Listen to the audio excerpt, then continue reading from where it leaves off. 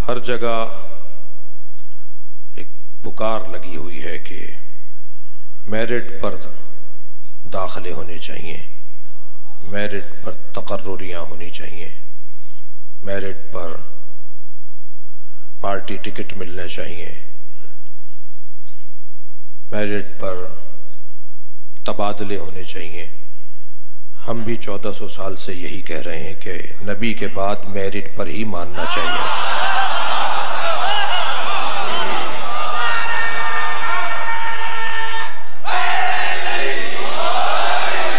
कर रहे हैं?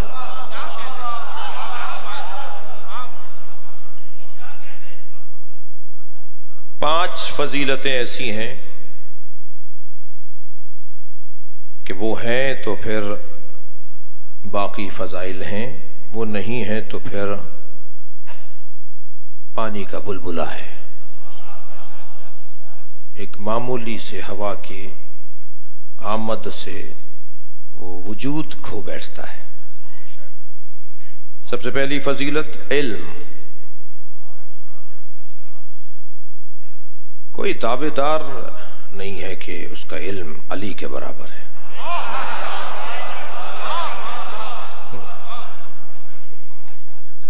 मुझे नहीं मालूम आप कितनी देर से इबादत में हैं, मुझे आपके हाल का भी ख्याल करना है। बहुत ज़्यादा लंबी गुफ्तगू भी मतलूब नहीं है, मगर देखूं कि आप मेरा कितना साथ देते हैं, इतना ही मैं भी आपका साथ दूंगा। बहुत से पीरों को मुरीदों ने मरवाया है।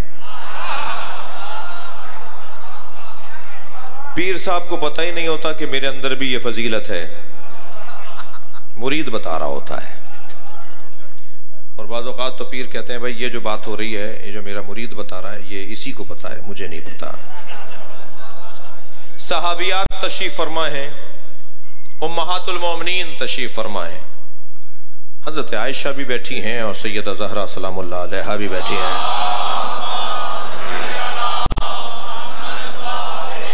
रिवायत बेहवाला कुतुब अहले सुन्नत है कि एक सहाबिया ने आवाज देकर कहा, या आयशा, जन्नत में आप नबी की ज़ौजा होंगी। और बीबी ज़हरा को देखकर कहा, ए फातिमा, आप जन्नत में अली की ज़ौजा होंगी। जोड़ा कौन सा बड़ा होगा? सवाल तो अच्छा है ना। आप नबी की ज़ौजा होंगी और सैयदा ज़हरा अली की ज़ौजा होंगी, जोड़ा कौन सा बड़ा है?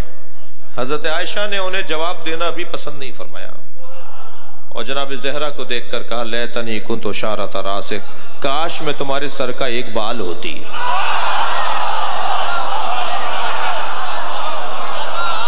सलवात पढ़े मोहम्मद और आले मोहम्मद।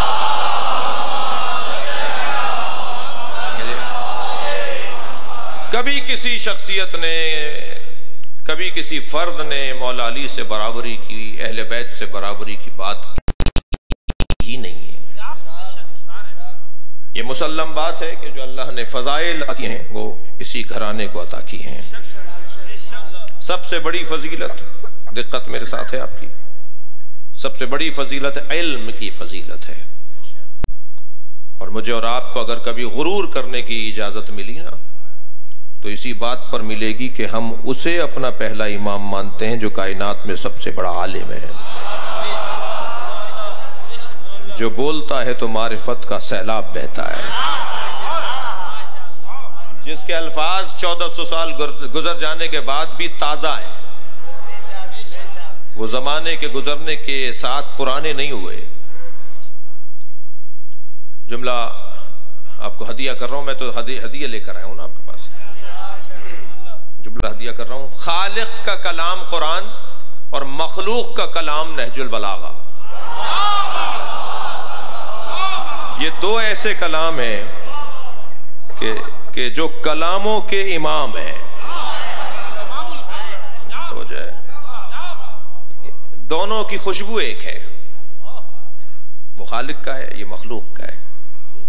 और मुफ्ती जाफर हुसैन कायदे मिल्लत जाफरिया बड़ा हसीन जुमला कहते हैं कि ताहता कलामिल खालिक व फौका कलामिल बशर, अली का कलाम अल्लाह के कलाम के बाद है, बशर के कलाम से बुलंद है।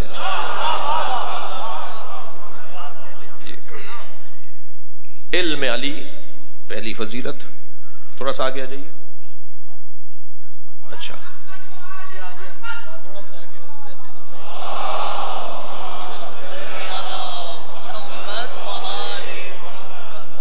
दूसरी फजीलत मेरे मौला की सखावत। सखावत मत पढ़े इस बहस में कि फला ने अपना सारा घर दिया या नहीं दिया।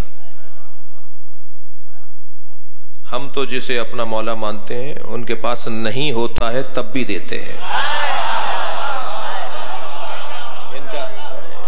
वल्लदीना युनफिकूना फिस्सर्राए वद्दर्रा, वो खानवादा जो दाराई में भी अता करता है और नादारी में भी अता करता है। होता है तब भी देते हैं, नहीं होता तब भी देते हैं। तो एक जवान मेरे पास आया, कहने लगा मौलाना इस आयत को कैसे समझेंगे। मैंने कहा तुम्हारे जहन में क्या है। कहने लगा मौलाना पैसा होगा तो कोई देगा।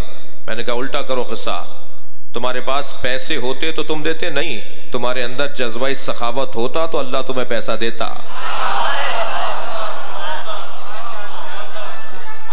तवज्जो है।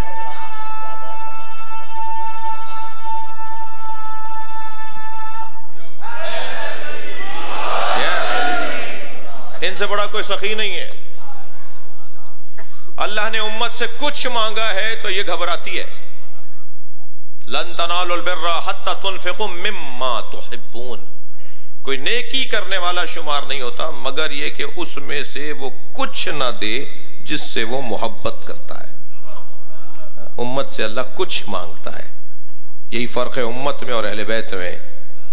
कुछ मांगता है तो ये कुछ नहीं देती। मौलाना अगर 5वां हिस्सा दे दिया खुम्स में तो बचेगा क्या। 5वें में भी देने पे बचने की बात हो रही है तो फिर आप 4 दे दीजिए, 5वां खुद रख लीजिए। 10वीं ज़कात 10वां हिस्सा, ओशर 10वां हिस्सा 2.5% वो दे दिया तो बचेगा क्या। ये उम्मत से कुछ मांगा जाता है तो ये कुछ नहीं देती। अहले बैत से कुछ मांगा जाता है वो सब कुछ देते हैं।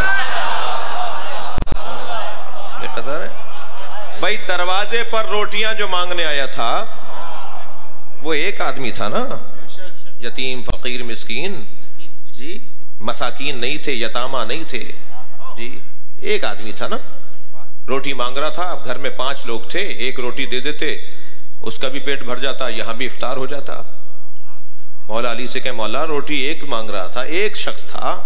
अजब नहीं अली की आवाज आए, उसने कब कहा था मुझे अली की रोटी चाहिए। हमारे दरवाजे पर आया था, जितने रहते हैं सब देंगे। ये कैफियत सखावत,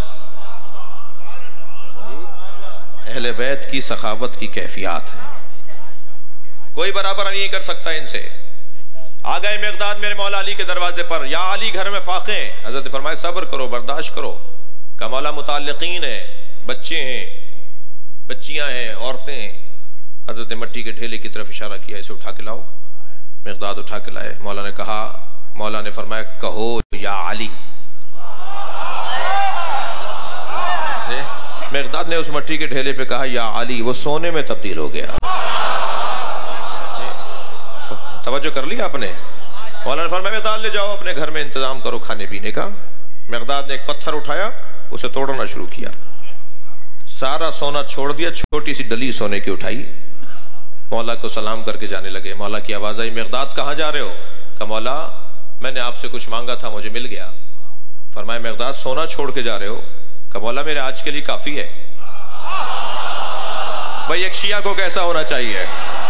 कहने लगे मौला मेरे आज के लिए काफी है। हज़रत फरमाया मिक़दाद ले जाओ, तुम्हारे कल के काम आएगा, आइंदा के काम आएगा। अब जुमला सुने, कैसा जुमला है। इस दरवाजे पे मांगने वालों को क्या मजा मिलता है, वो मिक़दाद मजा आता कर रहे हैं। मिक़दाद कहने लगे मौला कल की फिक्र वो करे जिसके पास आप जैसा मौला ना हो। नाराए हैदरी या अली या अली या अली। सखावत दूसरी फजीलत इस घराने की सखावत। तीसरी फजीलत सुनेंगे। तीसरी फजीलत इस घराने की शजाअत, बहादुरी। बहुत सारे लोग होते हैं बाजुओं के बड़े मजबूत होते हैं मगर दिल के हल्के होते हैं जी। पत्थर बड़ा ऊंचा उठा लेते हैं मगर बिल्ली से डर जाते हैं। जाए। दिल बहुत छोटा होता है। शुजा उसे नहीं कहते, दिक्कत है। शुजा उसे नहीं कहते जो आस्तीनों को लौट लेता हो, घूसा अच्छा मार देता हो, लात अच्छी लगा देता हो। शजाअत की तारीफ तो सिर्फ जाफर शहीद ने 2 मिसरों में बड़ी हसीन की है। फरमाते हैं कभी रस्सी गले में है, कभी खैबर है हाथों पर। मैं कहता हूं हसीन तरीन 2 मिसरे हैं। कभी रस्सी गले में है, कभी खैबर है हाथों पर। जहां जैसी जरूरत थी वहां वैसी शुजाअत है।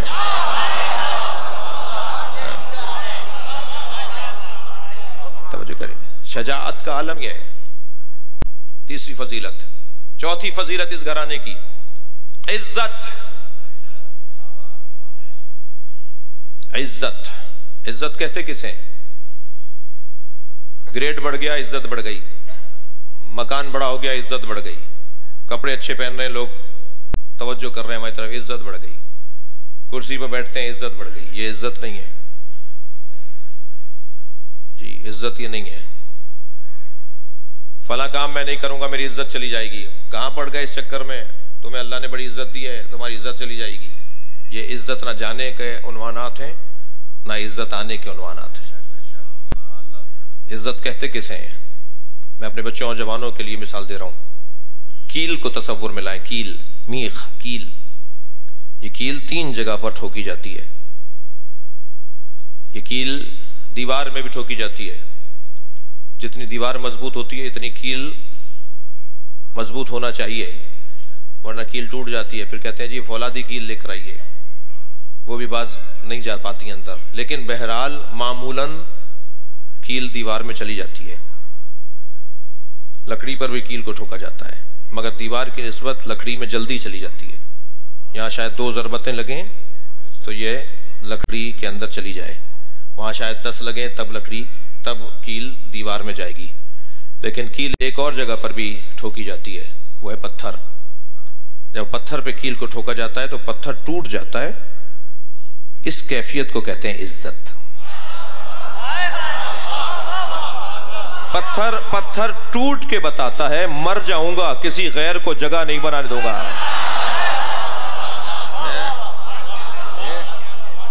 इस कैफियत को इज्जत कहा जाता है। अब आप जिस दरवाजे पर बैठे ना, जितना फख्र करें कम है। इमाम हुसैन ने फरमाया मैं अपना घर कुर्बान कर दूंगा, यजीद की बैत नहीं करूंगा। यह है मफहूम इज्जत। एक और फजीलत इस घराने के पास है, वो है गैरत। गैरत, यहीं से मैं अपने मुकद्दमे को, तमहीद को मुकम्मल करूंगा। गैरत, गैरत किसे कहते हैं? मेरी ये मिसाल शायद इस्लामाबाद में तकरारी हो, जिनके लिए तकरारी है वो मुझे माफ करेंगे। मिसाल तकरारी हो सकता है हो।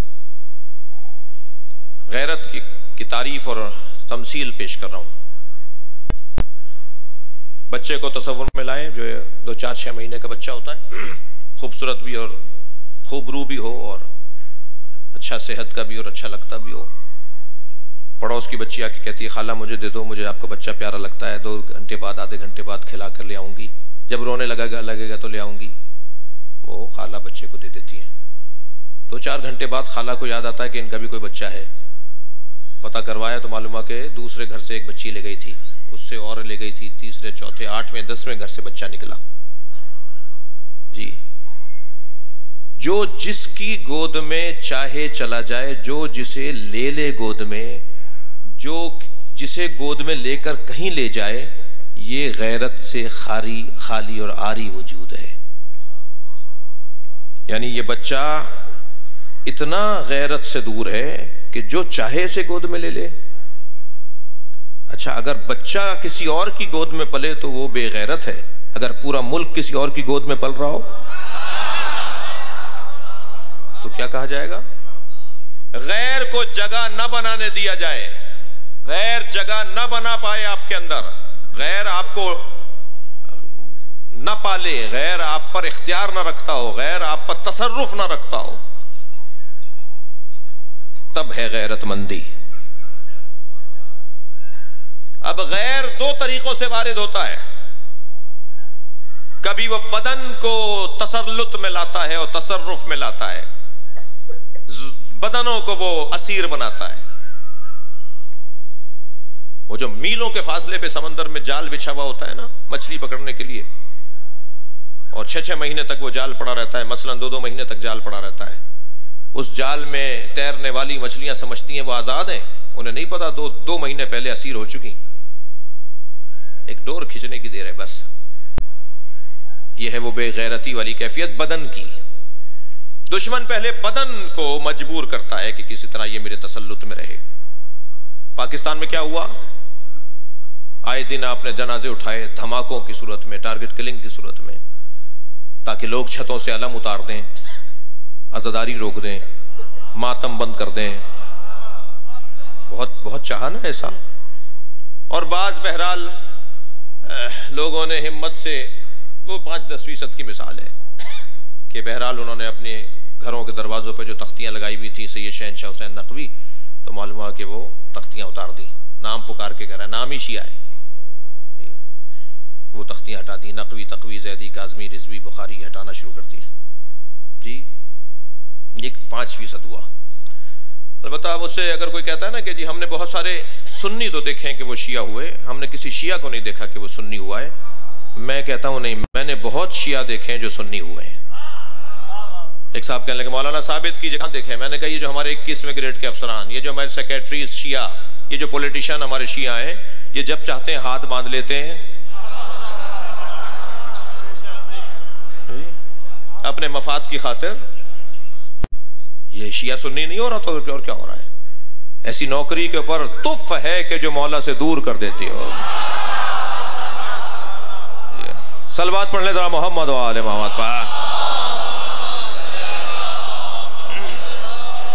इससे बेहतर और बुलंद सलवात नबी की जात पे।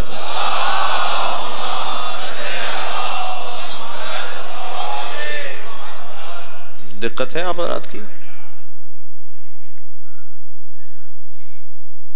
बदन बहुत मारा गया हमारा, दीवारों में चुना गया, सूलियों पे लटकाया गया, जिंदानों में बरहना 10-10 सालों तक बरहना रखा गया। हज्जाज इब्न यूसुफ के जिंदान से उसके मरने के बाद 3000 शिया औरतें जिंदानों से आज़ाद की गईं उसके मरने के बाद, जो 10 साल से बरहना जिंदानों में थीं। 2500 पौने 3000 जगहों पर हज्जाज ने कूफे में गड्ढे खुदवाए कि अली की लाश निकालकर दरख्त पे लटकाऊंगा। कौन सा दौर था वो? हजरत अब्दुल्ला शाह गाजी का दौर, वो हजरत इमाम सादिक का दौर, उससे पहले का दौर है, यानी कुछ पहले का दौर। कितना शदीद दौर था। 80 साल तक अली नाम रखने पे पाबंदी थी, कोई अली नाम नहीं रख सकता था। नाम हसन हुसैन नाम अगर किसी का होता था उसे महफिल से निकाल दिया जाता था। अहले बैत से वाबस्ता किसी का नाम होता था उसकी गवाही कबूल नहीं की जाती थी। बैतुल माल से उसके वजीफा को काट दिया जाता था, उसे हुकूक नहीं मिलते थे, सब्सिडी नहीं मिलती थी हुकूमत की कि जिसका नाम अहले बैत के नामों पे होता था। 80 साल तक बदन मारे गए, पूरे पूरे गांव जलाए गए, पूरी पूरी शहर आबादियों को आग लगा दी गई। दौर मुतवक्किल का आ गया। 4 बड़े दुश्मनाने अहले बैत और अहले बैत के चाहने वालों के खुले 4 बड़े नाम अगर आएंगे ना, हज्जाज इब्न यूसुफ जैसा, उनमें से एक नाम मुतवक्किल का नाम है। इसने चुन चुन कर लोगों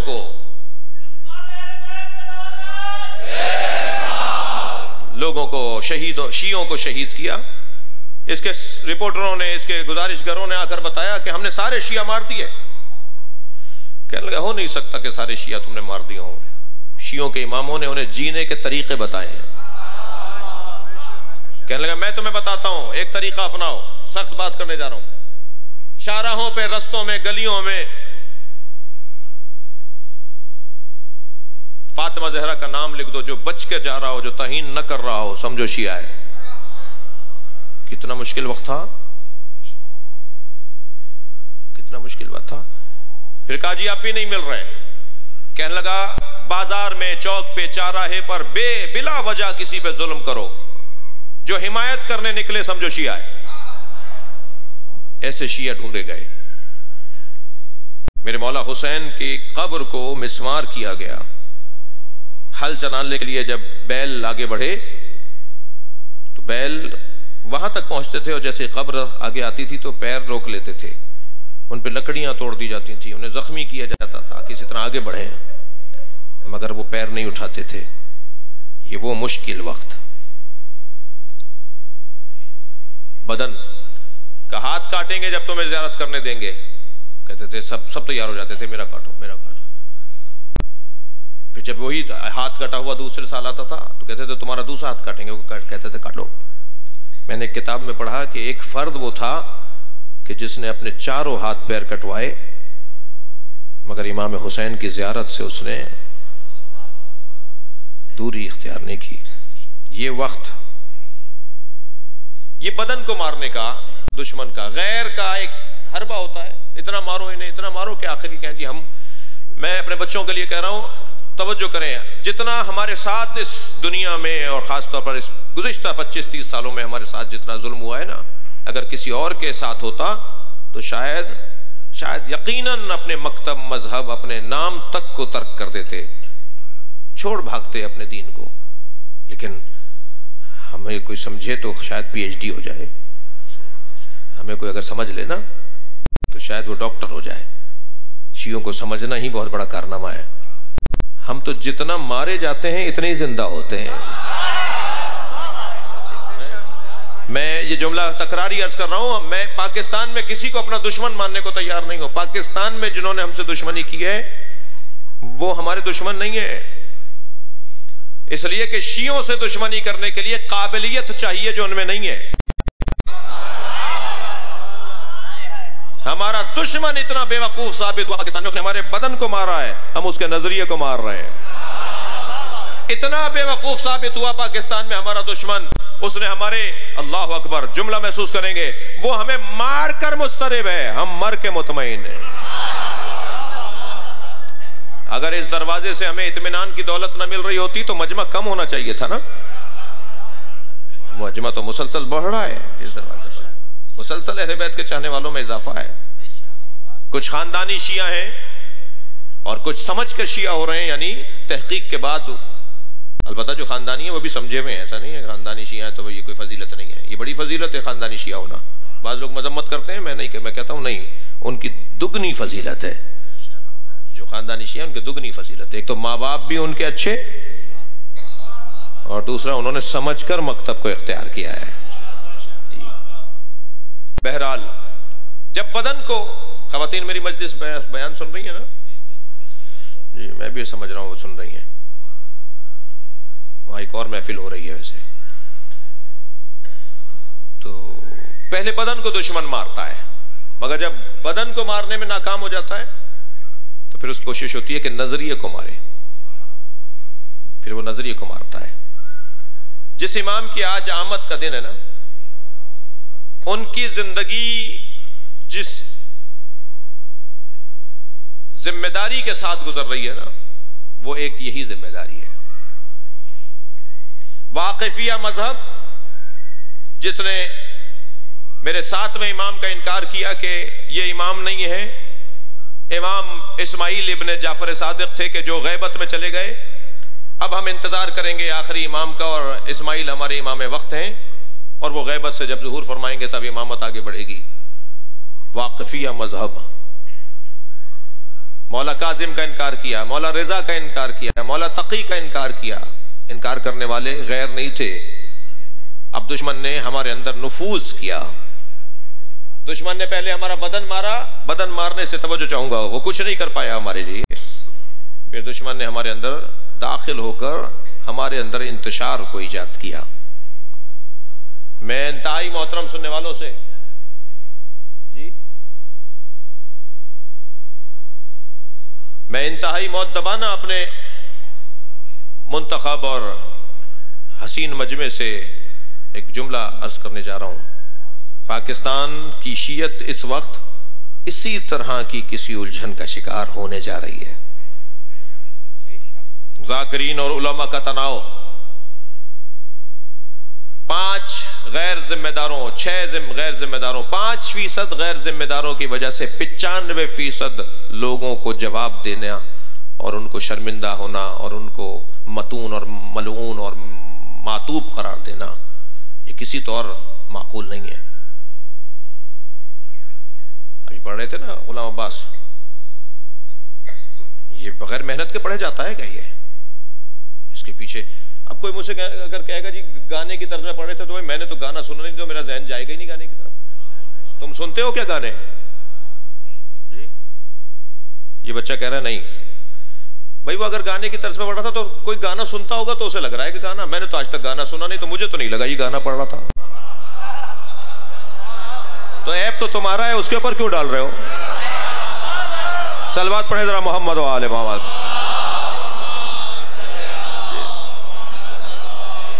कुछ खफा खफा भी लोग बैठे हुए हैं, एक सलवात पढ़े मिलकर बावाज़ भला।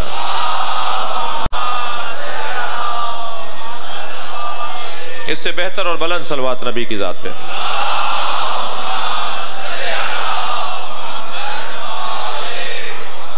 इन जाकिरीन की खिदमात हैं। मैंने किताब तैयार की है, पाकिस्तान में 100 से ज्यादा उलमा और जाकिरीन टारगेट किए गए, शहीद किए गए हैं पाकिस्तान में इन 25 सालों में, 100 से ज्यादा। उनकी किताब तैयार हो गई अल्हम्दुलिल्लाह, किताब जल्दी शाया होने जा रही है। उसमें तमाम जाकिरीन और उलमा की तबसरे भी होंगे उस किताब पर।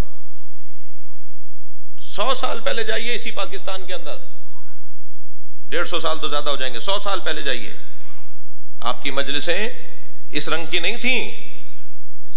जिन लोगों ने काफिला यहां तक पहुंचाया है, आप उनका इनकार कैसे कर सकते हैं? चौकों पे चौराहों पे बैठते थे, तवज्जो है हज़रात की, चौकों पे चौराहों पे बैठते थे और अपने अंदाज से कुछ पढ़ते थे और गाते थे और लोगों को जमा करके मसाइब अहले बैत से आशना कर देते थे। फिर आहिस्ता आहिस्ता जब मयार बढ़ता चला गया तो इमाम बारगाहों में, और फिर आहिस्ता आहिस्ता मजलिसों और अशरों में तब्दील होता चला गया। एक तारीख है इनकी खिदमात की। पाकिस्तान में जो उलमा और जाकिरीन शहीद हुए हैं, तादाद कम नहीं है जाकिरों की जिन्होंने शहादत दी है। मेरे मुंह से उसकी तारीफ क्यों नहीं निकलती? मैं क्यों तारीफ नहीं करता उसकी जिसने खिदमत की है इस मुल्क के अंदर? 5 आदमी, 6 आदमी, 10 आदमी, 8 आदमी, अगर 100 आदमियों में, 200 आदमियों में 5 आदमी अगर आउट हैं, नामुनासिब हैं, तो उनसे बात की जाए, गुफ्तगू की जाए, 1 दफा, दूसरी दफा, तीसरी दफा, 10 दफा बात करने के बाद अगर वो बात को नहीं मान रहे तो फिर आप ज्यादा से ज्यादा कह दीजिए इनसे हमारा कोई ताल्लुक नहीं है। जी, लोगों को शऊर दीजिए। इमाम हुसैन बुरा यजीद था, थके तो नहीं है मेरी बातों से, बुरा यजीद था, शारिबुल खमर था, मौलिनुन बिल फिस्क था, कातिल नफ्स मोहतरमा था। मौला ने खुद बुराइयां उसकी बयान की अपनी जबान से, ऐसा है, ऐसा है, ऐसा है, और फिर फरमा रहे हैं कि मैं उम्मत की इस्लाह करने जा रहा हूं। मौला, उम्मत की तो आपने एक भी बुराई नहीं बताई, सारी बुराइयां तो यजीद में, इस्लाह आप उम्मत की करने जा रहे हैं। उरीदु अन खरजतु लितलबिल इस्लाह फी उम्मत जद्दी, मैं इसलिए जा रहा हूं ताकि अपनी नाना की उम्मत की इस्लाह करूं। मौला, उम्मत की कोई बुराई बताइए। कोई बुराई नहीं बताई इमाम ने अपने खुतबे में, सारी बुराइयां यजीद की, इस्लाह उम्मत की। क्यों? अगर 5 आदमी आपकी बात ना माने, उल्टा सीधा पढ़ने वाले, तो उनकी इस्लाह नहीं होगी, उम्मत की, कौम की, मिल्लत की इस्लाह होगी कि इन्हें अब मिंबर पे ना आने दो। मौला ने यजीद की इस्लाह का ऐलान नहीं किया, बुराइयां यजीद में थी, फरमाया मैं उम्मत की इस्लाह करने जा रहा हूं। इमाम उम्मत की इस्लाह इसलिए करने जा रहे हैं कि अगर मैंने यजीद की इस्लाह की तो कोई और यजीद आकर बैठ जाएगा। उम्मत की इस्लाह करो जो यजीद को आने ना दे। सलवात पढ़े मोहम्मद व आले मोहम्मद।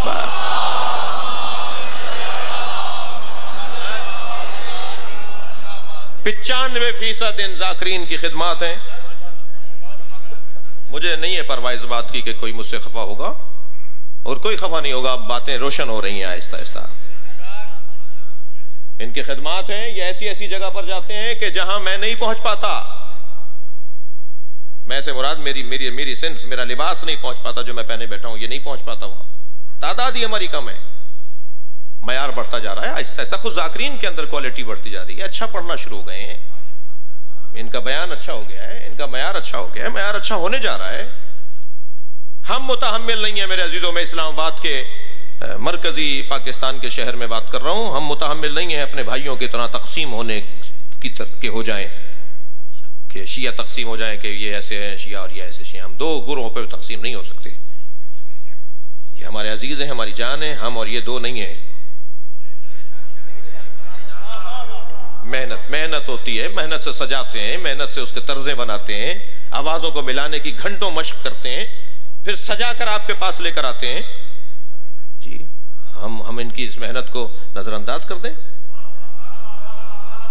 फिर मसाइब अहले बैत जब पढ़ने लगते हैं, जब ये मख्तल पढ़ते हैं, जब ये दोहरे पढ़ते हैं, जब ये नौहा पढ़ते हैं, जब ये मरसिया पढ़ते हैं, तो दिल काटने वाले जुमले होते हैं। मौला फरमा रहे हैं जिसने हम पर रुलाया, जो रोया, जिसने रुलाया, जिसने रोने की शक्ल बनाई, हम कयामत में उसे रोने नहीं देंगे, हम कयामत में उसे परेशान नहीं होने देंगे। नबी फरमाते हैं जिसने मेरे हुसैन पर एक आदमी को रुलाया, मैं महशर में उसके साथ खड़ा होऊंगा। ये हजारों आदमियों को रुला रहे होते हैं। अगर कोई गैर मुस्तनद रिवायत पढ़ भी दे रही है तो आप उसे टोकिए, पर्ची भेज दीजिए कि ये रिवायत आपने गैर मुस्तनद पढ़ी है, वो उसको ठीक कर लेगा। उसको भी इतना हौसला होना चाहिए। मैं तो आप सबसे हाथ जोड़ के कह रहा हूं, कभी मेरी गुफ्तगू में आपको कोई हल्कापन लगे, कोई बात लगे कि जो नहीं होनी चाहिए थी, अगर मजमा है नहीं कह पा रहे हैं मुझसे लोग, मिलना ऐसा माहौल है, पर्चा पकड़ा दीजिए मेरे हाथ में, मौलाना आपने रिवायत अच्छी नहीं पढ़ी, बात अच्छी नहीं की, जुमला आपने अच्छा नहीं कहा। मुझ में हौसला होना चाहिए। हम सब तालिब इल्म हैं, आलिम सिर्फ अहले बैत हैं।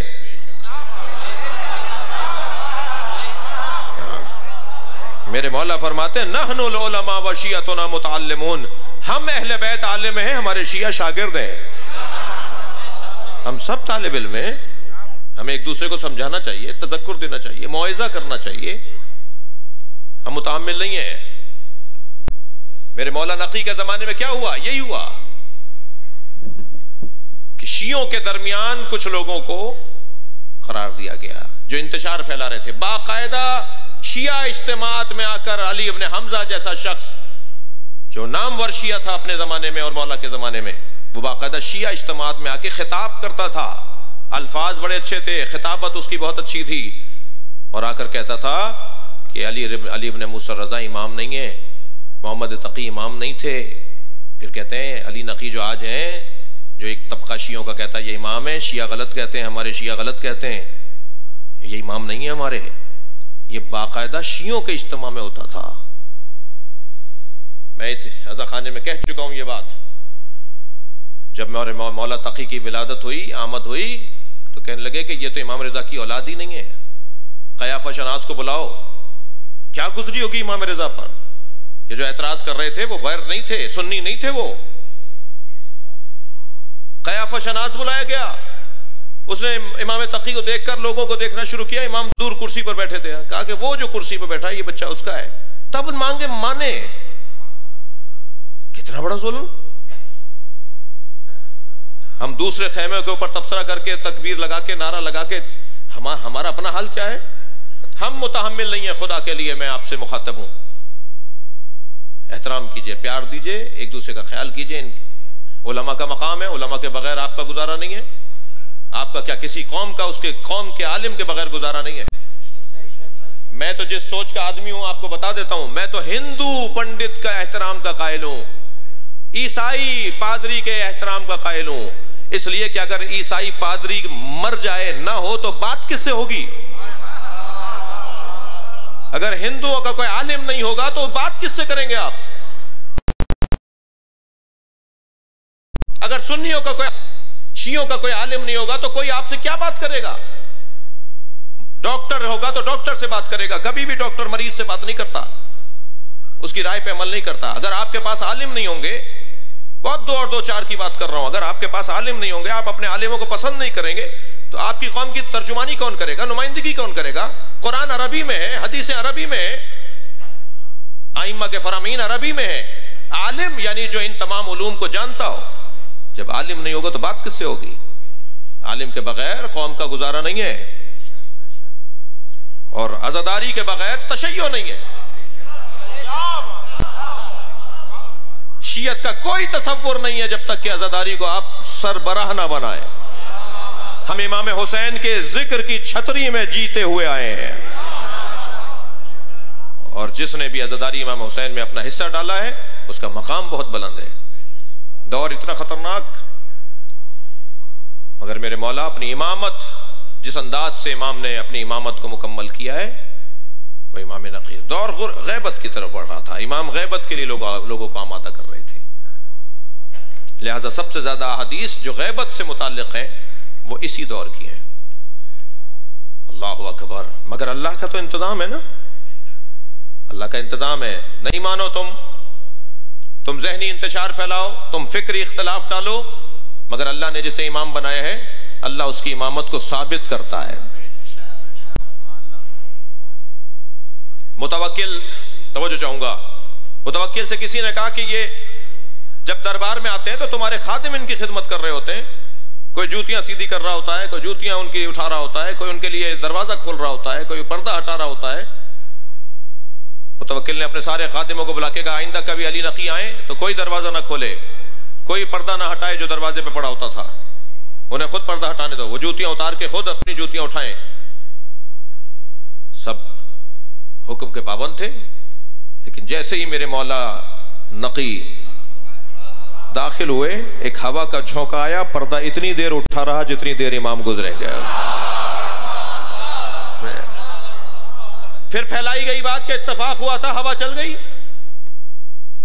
जब दूसरी दफा मेरे मौला आए तो ऐसे ही पर्दा उठा हवा के जरिए, फिर तीसरी मरतबा ऐसे ही उठा। जब 10 मरतबा ऐसा हो गया तो कहने लगा पर्दा उठा दिया करो वरना सब शिया हो जाएंगे।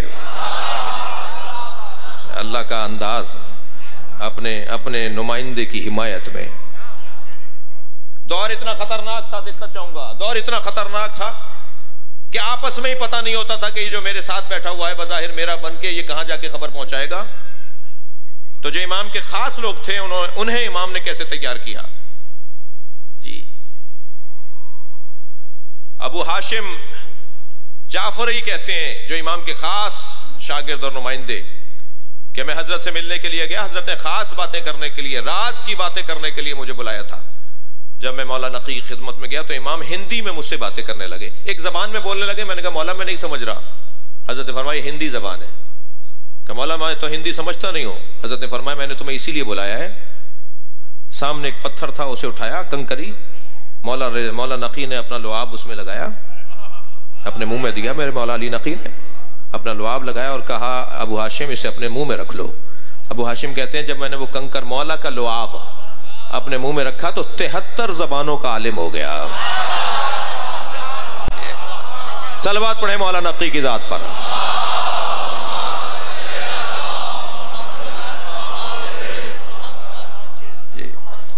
इमाम इस अंदाज से अपनी इमामत को आगे बढ़ा रहे हैं। यही कैफियत अजीज़ान गिरामी इमाम अस्करी के ज़माने की है। फिर गैबत का दौर आ रहा है। ये तशय्यो बड़ी मेहनतों से, बड़ी कुर्बानियों से हम तक पहुंची है। आइम्मा अहले बैत ने, हमारे अलावा हम 12 इमामों के कायल हैं। एक जुमला सुन लीजिए, मैं अपनी बात को मंजिल दे रहा हूं। हम 12 इमामों के कायल हैं, 12वां गैबत में है और हम उनके इंतजार में हैं। और उनके इंतजार की तैयारी, एक तरीका तैयारी का हमने अज़ादारी को करार दिया है। यह अज़ादारी इमाम हुसैन इमाम की आमद की तैयारी का एक तरीका है। हम सब जमा हो जाते हैं, हम दोबारा मुत्तहिद हो जाते हैं, हम दोबारा इमाम से जुड़ जाते हैं। इसी मजलिस में कोई तहरीक जाफरिया का बैठा होगा, कोई शिया उलमा काउंसिल का बैठा होगा, कोई MWM का बैठा होगा, कोई ISO होगी, कोई JSO का होगा, कोई फलां जुमन का होगा, कोई फलां जुमन का होगा, कोई फलां इमाम बरगा का होगा, कोई इस इमाम बरगा का होगा। ऐसा ही है। शिया कौम में जितनी भी तंजीमें, जमातें, कोई तहरीक निफाज फ़क़ह जाफरी अल्लामा हामिद अली शाह मूसवी के ग्रुप का होगा, कोई फलां संगत का होगा। सब इसी मस्जिद में बैठे हुए हैं ना। ये किसने हमें जोड़ दिया? कौन कहता है शिया कौम में इत्तेहाद नहीं है? हम तो बार बार मुत्तहिद हो रहे हैं, फिर भी कह रहे हो इत्तेहाद नहीं है। जब मजलिस हमारे यहां होती है हम मुत्तहिद हो जाते हैं, जब अज़ादारी होती है हम मुत्तहिद हो जाते हैं। हमें इस घराने ने मुत्तहिद होने का जरिया अज़ादारी की सूरत में अता किया है। लिहाजा जितना इस निजाम को मैं सालिम रख सकता हूं, किसी और काम की मुझे जरूरत ही नहीं है। बड़े बड़े काम करना बहरहाल खिदमत है, मगर सबसे बड़ा काम यह है कि इसे सालिम रखूं, इसे सालिम रखूं, नोहा खानी पर तवज्जो दूं, मरसिया खानी पे तवज्जो दूं। एहतमाम की जरूरत है। जो काम बगैर एहतमाम के होता है वो काम आगे नहीं बढ़ता। जितना आप गुड़ डालेंगे इतना ही मीठा होगा। अज़ादारी क्या है? अज़ादारी हिदायत का जरिया है, और हिदायत की खातिर जितना खर्चा किया जाए कम है। तो इतना बड़ा केक लग बना लिया जी, ये क्या खूबसूरत कश्ती सजा ली, क्या मुश्किल है इसमें भाई? कौन सी बिदअत हो रही है? तवज्जो है? ये खूबसूरत स्टेज सजा लिया, तुम अपने बच्चे की सालगिरह में तो इतना खर्चा कर लो, और जिसकी आमद पे अल्लाह भी राजी है और जहरा भी राजी है।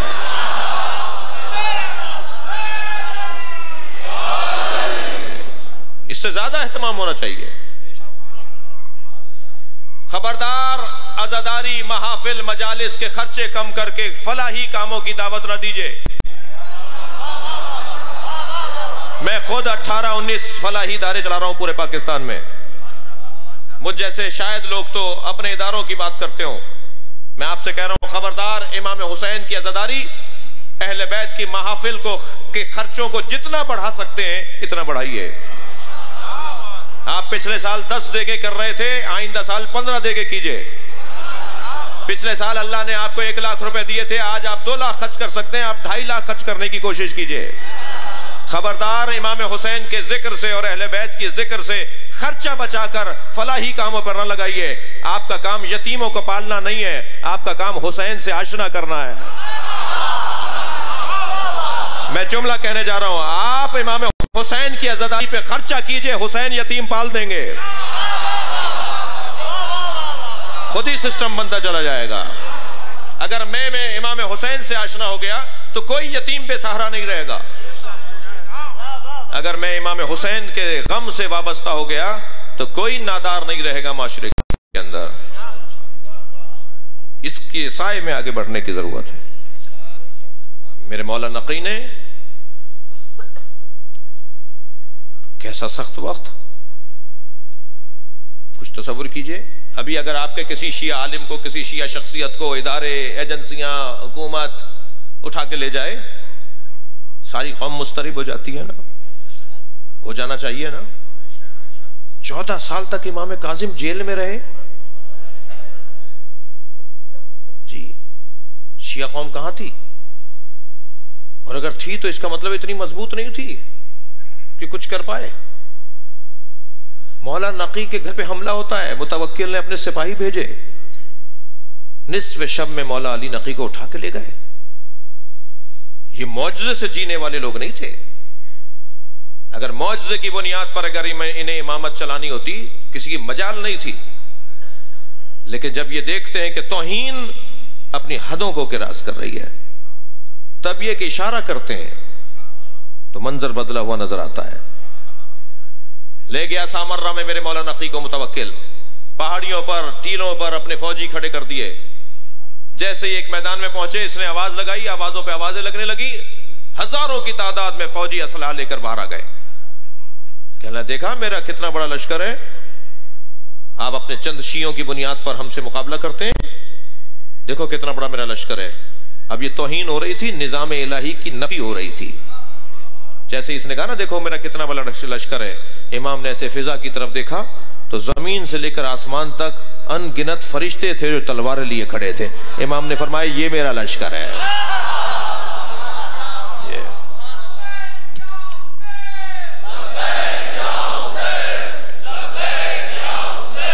माशाअल्लाह, बुलंदतर सलवात पढ़ेंगे मोहम्मद व आले मोहम्मद।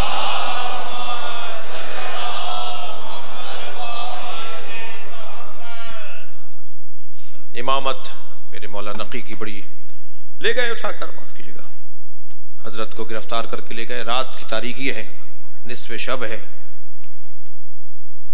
दरबार में पहुंचे, मुतवक्किल के हाथ में मशरूब है, इमाम की तरफ बढ़ाया, हज़रत फरमाया हम अहले बैत के बदन को अल्लाह ने नजासतों से मुबर्रा रखा है,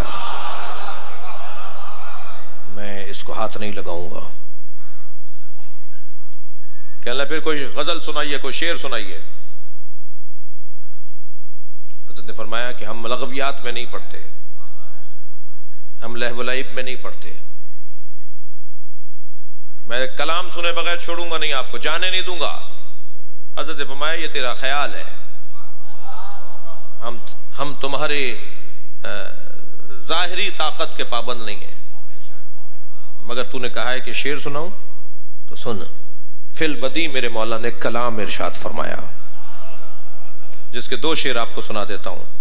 फिल बदी मेरे मौला ने बातू अला कुलल जिबाले तहरुसुहुम, कितने ही लोग हैं जो अपनी हिफाजत के लिए पहाड़ियों की चोटियों पर, बुलंदियों पर, इमारतों की छतों पर अपने मुहाफिजों को खड़ा करते हैं कि वो उनकी हिफाजत करें। बातू अला कुलल जिबाले तहरुसुहुम गुल्बुर रिजाले फमा अगनतहुमुल कुललु, मगर वो खड़े रह जाते हैं और मलल कुल मौत इनकी रूह कब्ज करके ले जाता है। सलवात पढ़े मोहम्मद व आले मोहम्मद। मेरे मौला अली नकी के शेर सुना रहा, मौला के अपने शेर हैं। एक सलवात और पढ़े मोहम्मद व आले मोहम्मद।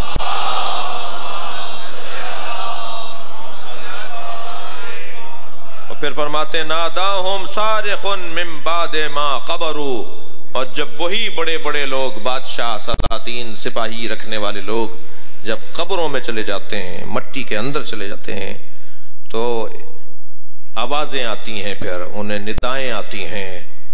निदा ये कहती है ऐनल उसरतो वत्तीजानो वल हुललु, आवाज आती है कब्रों में जाने वालों को, पुकारा जाता है कहाँ हैं तुम्हारे फाखरा लिबास, कहाँ हैं तुम्हारे तख्ताज, कहाँ हैं तुम्हारे सिपाही।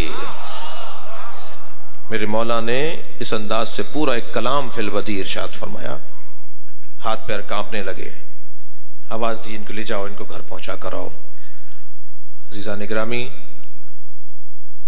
मेरे मौला को पैदल चलाया इसने, तौहीन की मौला की, खुद घोड़े पर बैठा, मौला को पैदल चलाया।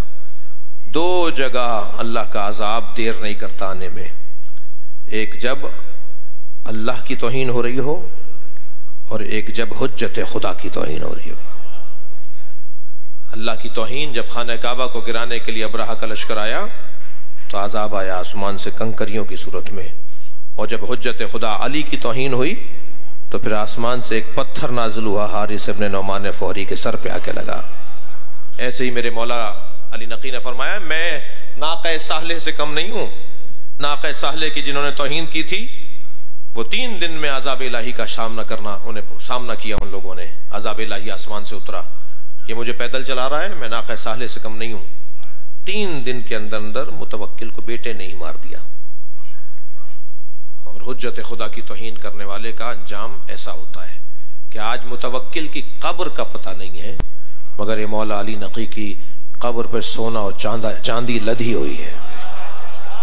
सारी दुनिया मौला नकी को सलाम करने सामर्रा जा रही है, मगर कोई बताए, जरा ढूंढ कर बताए कि मुतवक्किल कहां दफन है। जिन लोगों के बड़े बड़े महल थे, बड़े बड़े उनके दरबार थे, आज उनका पता नहीं है, मगर जिनकी जूतियों में बंद लगे हुए थे, अबा में बेबंद लगे हुए थे, आज उनके मजार लोगों को अमीर बना रहे हैं। आज उनकी कब्रें लोगों को साहिबान इज्जत बना रही हैं। अल्लाहुम्मा सल्ली अला मुहम्मद व आलि मुहम्मद। या अल्लाह हमारी इस इबादत को कबूल फरमा। मेरा पढ़ना, मुझसे पहले भाइयों का पढ़ना, आपका सुनना अपनी बारगाह में या अल्लाह इबादत शुमार फरमा। मोहतमीन मुंतज़मीन जिन्होंने इंतज़ाम किया, एहतमाम किया, उनके रिज़्क़ में और इज़्ज़त में इजाफ़ा फरमा। हम सब की आक़िबत बखैर फरमा। इमाम ज़माना के ज़ुहूर में ताजील फरमा। हाजात की बराबरी के लिए, मुश्किलात की दूरी के लिए, दुआओं की कबूलियत के लिए, बीमारों की शिफायाबी के लिए। कुछ नाम लिए गए, बच्चे कुछ इम्तहानात दे रहे हैं, जवान कुछ तालीम में, मेरे भाई अजीज़ बीमार हैं। आप सबके जहनों में जो अजीज़ व क़ारिब में हाजात, बीमारियाँ, परेशानियाँ, उन सब की बरतरफ़ी के लिए, हाजात की बराबरी के लिए, मौला नकी की खुशनुदी के लिए, मौला बाक़िर की खुशनुदी के लिए, अल्लाहु अकबर। मौला अली की खुशनुदी के लिए रजब का महीना, शाबान का महीना, इन महीनों में जो निस्बतें हैं उन सब की खुशनुदी के लिए बुलंदतर सलवात अल्लाहुम्मा सल्लि अला मुहम्मद व